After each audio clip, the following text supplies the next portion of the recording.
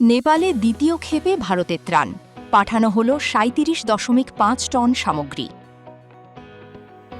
নেপালের ভয়াবহ বন্যা ও বিপর্যয়ের পর ত্রাণ ও উদ্ধার কাজে ফের সাহায্যের হাত বাড়াল ভারত।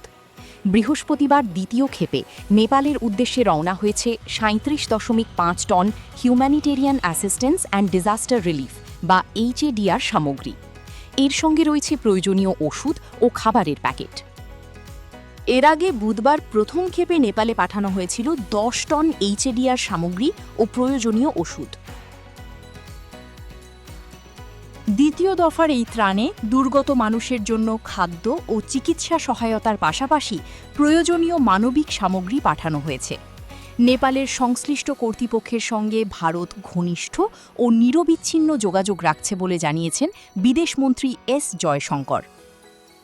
চলমান উদ্ধার ও ত্রাণ প্রচেষ্টায় নেপালের পাশে থেকে ভারত আরও জোরালোভাবে সহযোগিতা চালিয়ে যাবে বলেও জানিয়েছেন তিনি।